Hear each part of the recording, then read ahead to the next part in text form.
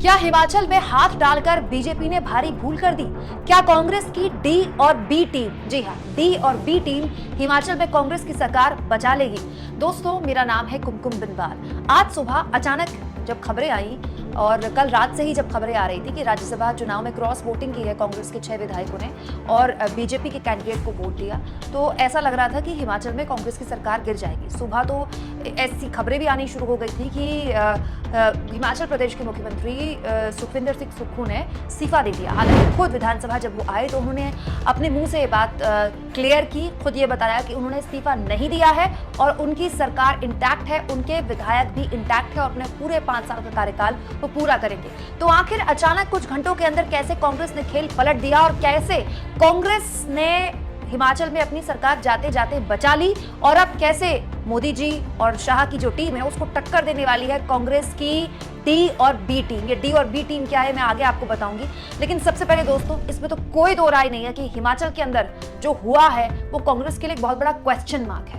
मतलब आपके अपने विधायक अगर आप इंटैक्ट नहीं कर पा रहे हैं और आपके अपने विधायक विरोधी गुट के कैंडिडेट को वोट दे रहे हैं, तो यह आपके लिए क्वेश्चन मार्क है कि आखिर उस राज्य में जहां आपको पूर्ण बहुमत की सरकार मिली है वहां आपका संगठन क्या इतना कमजोर है? इस बात पर कोई दो राय नहीं और ये आत्ममंथन की एक सब्जेक्ट है जो कांग्रेस को करना होगा और इस पर हर कोई बात कर रहा है। लेकिन यहाँ मैं बात करना चाहती हूँ इसके आगे की, वो ये कि आखिर ये जो बीजेपी के अंदर बेचैनी है ना हर राज्य में अपनी सरकार बनाने की, ये बेचैनी कहाँ जाकर रुकेगी?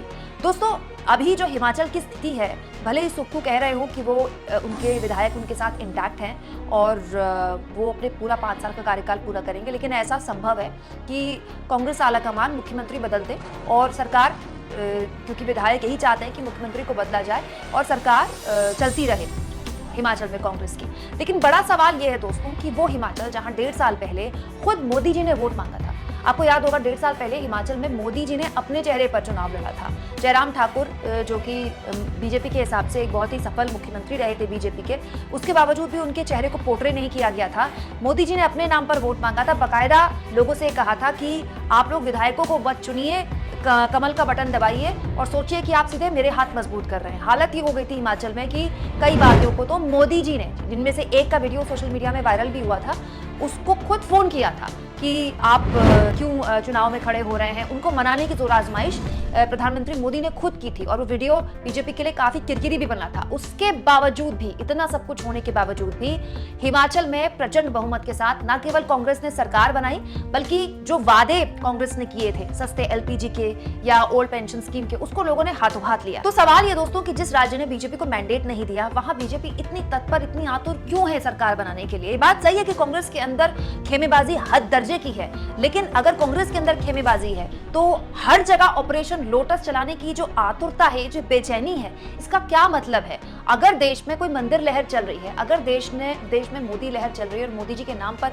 हर आदमी वोट देने को आतुर है, तो फिर हर राज्य में कैसे भी करके तोड़फोड़ करके सरकार बनाने का मतलब क्या होता है? दोस्तों, इस पूरे मुद्दे पर कांग्रेस की महासचिव प्रियंका गांधी वाड्रा ने कहा, लोकतंत्र में आम जनता को अपनी पसंद की सरकार चुनने का अधिकार है। हिमाचल की जनता ने अपनी इसी अधिकार का इस्तेमाल किया और स्पष्ट बहुमत से कांग्रेस की सरकार बनाई, लेकिन भाजपा धनबल, एजेंसियों की ताकत और केंद्र की सत्ता का दुरुपयोग करके हिमाचल वासियों के इस अधिकार को कुचलना चाहती है।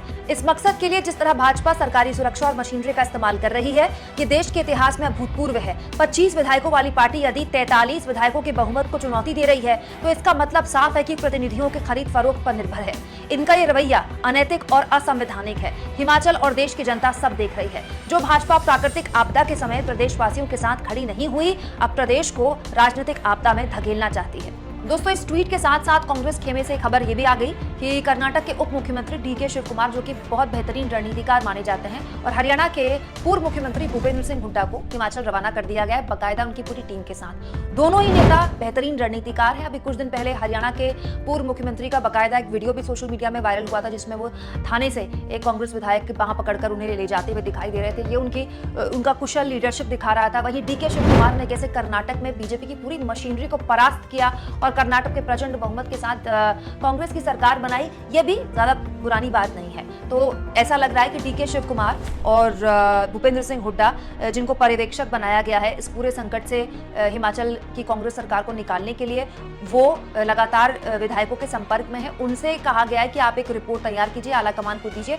और हो सकता है कि उसके बाद नेतृत्व परिवर्तन कर दिया जाए, यानी कि मुख्यमंत्री बदल दिया जाए। दोस्तों अभी स्थिति ये है कि 68 विधायकों की विधानसभा है हिमाचल, छोटा सा राज्य है, 68 विधायकों की विधानसभा है। कांग्रेस ने 40 सीटें जीती थी और 40 सीटों में से 6 कल बागी हो गए, तो बचे 34। बीजेपी के पास 25 सीटें हैं। बीजेपी ने जब चुनाव हारा था तो 25 सीटें जीती थी, बहुत बुरी तरह बीजेपी चुनाव हारी थी। सरकार बनाने के लिए आपको 35 सीटें चाहिए, तो आप कह सकते हैं कि सिर्फ एक सीट की कमी पड़ रही है सुक्खू सरकार को या कांग्रेस सरकार को। अगर फ्लोर टेस्ट की नौबत आ भी जाती है तो 2/3 का आंकड़ा अभी कांग्रेस के पास है, अभी ऐसी स्थिति दिखाई दे रही है। दोस्तों इसके अलावा खबर यह भी है कि कांग्रेस के दिग्गज नेता वीरभद्र सिंह की पत्नी प्रतिभा सिंह के नाम पर हो सकता है मोहर लग जाए, उन्हें सीएम बना दिया जाए। वो अभी पार्टी के प्रदेश अध्यक्ष भी हैं, या फिर उनके एक वक्त में राइट हैंड रहे मुकेश अग्निहोत्री के नाम पर भी सहमति बन सकती है। अगर ऐसा हुआ तो प्रतिभा सिंह या उनके बेटे को कोई दिक्कत शायद ना हो। इसके अलावा जो 6 विधायकों ने कल बकायदा बीजेपी के कैंडिडेट को वोट दिया है, उनके सामने भी अब सदस्यता जाने की तलवार लटक गई है, क्योंकि विहिप का उल्लंघन किया है उन्होंने, और अगर विहिप का उल्लंघन होता है तो सदस्यता जा सकती है, और इसलिए भी ये चांसेस ज्यादा है क्योंकि विधानसभा में जो स्पीकर है वो कांग्रेस का है। तो इसको लेकर बकायदा अब उन पर नोटिस जारी हो चुका है, 6 के 6 बागी विधायकों का नोटिस उनको मिल चुका है, और हो सकता है कि उनकी सदस्यता भी चली जाए। तो यानी जो कहा जा रहा है कि फलाने इतने नेता बीजेपी के संपर्क में हैं, उतने नेता बीजेपी के संपर्क में हैं, अगर कोई बीजेपी के संपर्क में है और वो बगावत करता है तो उसके सामने सदस्यता जाने का खतरा है, और कोई भी विधायक जो जीता हुआ विधायक है वो कभी नहीं चाहेगा कि उसकी सदस्यता चली जाए, वो भी अभी जब चुनाव हाल फिलहाल होने भी नहीं है हिमाचल में। हालांकि ये हो सकता है कि अगर कांग्रेस के 14 के आसपास विधायक टूट जाएं तो उन पर दल बदल कानून नहीं लगेगा। 14 विधायक अगर टूट जाते हैं तो वो बीजेपी की सरकार बनवा सकते हैं, लेकिन फिलहाल ऐसी स्थिति दिखाई नहीं दे रही है। ऐसी स्थिति कांग्रेस की इतनी कमजोर कांग्रेस की खेमेबाजी नहीं दिखाई दे रही है। तो आप कह सकते हैं दोस्तों कि जो हिमाचल है वो झारखंड के रास्ते जा रहा है, यानी कि मुख्यमंत्री बदला जा सकता है लेकिन सरकार नहीं जाएगी। कोशिश ऑपरेशन लोटस के जरिए आलाकमान की बीजेपी की यही थी कि सरकार वहां पर गिरा दी जाए, लेकिन जो विधानसभा के अंदर है वहां पर खेल ये हो गया कि बीजेपी के 15 विधायकों को सस्पेंड कर दिया गया। बजट सत्र चल रहा है हिमाचल में। अब दोस्तों होता ही है कि बीजेपी के जब 15 विधायक ही सस्पेंड हो जाते हैं तो वो सत्र में हिस्सा नहीं ले सकते। सत्र में हिस्सा नहीं ले सकते तो अगर 1% फ्लोर टेस्ट की नौबत आ जाए तो वो 15 विधायक माइनस हो गए, तो जो विधानसभा की संख्या है उसमें कमी आ गई। तो ऐसी स्थिति में भी कांग्रेस अपर हैंड में है। तो बहुत हालात जो फिलहाल हैं वो ऐसा लग रहा है कि कांग्रेस के पक्ष में कांग्रेस सरकार बचा लेगी। ये बात सही है दोस्तों कि कांग्रेस ने जो उसके अंदर जो गुटबाजी है ये उसी की वजह, जिसकी वजह से कांग्रेस आज ये स्थिति में पहुंची है कि प्रचंड बहुमत की सरकार बनाने के बावजूद भी 1.5 साल के अंदर कांग्रेस ने सरकार बचेगी कि नहीं बचेगी हिमाचल में उसके लाले पड़ गए। लेकिन मैं आपको एक बात बताती हूँ, गुटबाजी केवल कांग्रेस में नहीं है, बीजेपी में भी कम नहीं है। बीजेपी में भी हिमाचल के अंदर भयानक गुटबाजी है। हालत यह है कि बीजेपी के राष्ट्रीय अध्यक्ष जेपी नड्डा हिमाचल से आते हैं। हिमाचल में खूब प्रचार किया था उन्होंने, उसके बावजूद भी अपना राज्य वो जिताकर नहीं दे पाए अपनी पार्टी को। जेपी नड्डा का अलग गुट है, अनुराग ठाकुर का, केंद्रीय मंत्री अनुराग ठाकुर का, उनका अलग गुट है, पूर्व मुख्यमंत्री जयराम ठाकुर का अलग गुट है। वहां भी खेमेबाजी चलती है, ऐसा नहीं कि इधर ही खेमेबाजी है, वहां भी खेमेबाजी चलती है। बस फर्क ये है कि इधर की खेमेबाजी की खबरें बना दी जाती है, उधर की खेमेबाजी की न तो खबर बनती है ना उस पर कोई चर्चा होती है। इसके अलावा दोस्तों हिमाचल में 4 लोकसभा की सीटें हैं, तो ये भी एक सवाल बीजेपी के सामने खड़ा होना चाहिए कि इतनी बेचैनी हर राज्य में अपनी सरकार बनाने की, अपना मुख्यमंत्री बनाने की क्यों है। 4 सीटें, मतलब मोदी जी की तो लहर चल रही है देश में, तो मोदी जी तो वैसे भी, बीजेपी कहती है कि बीजेपी यूपी में क्लीन स्वीप करने वाली है, 80 की 80 सीटें बीजेपी लाने वाली है। तो जब यूपी से 80 की 80 सीटें आ रही हैं, राजस्थान से सारी सीटें आ रही हैं, मध्य प्रदेश से सारी सीटें आ रही हैं, गुजरात से सारी सीटें आ रही हैं, जैसा कि बीजेपी दावा करती है, तो फिर 4 सीटों वाले राज्य में इतनी छटपटाहट, इतनी बेचैनी क्यों है। दोस्तों एक ऐसा राज्य जिसने अभी 1.5 साल पहले न केवल मोदी जी को नकारा, बल्कि उनके चुनाव प्रचार के बावजूद भी कांग्रेस को प्रचंड बहुमत के साथ सत्ता सौंपी।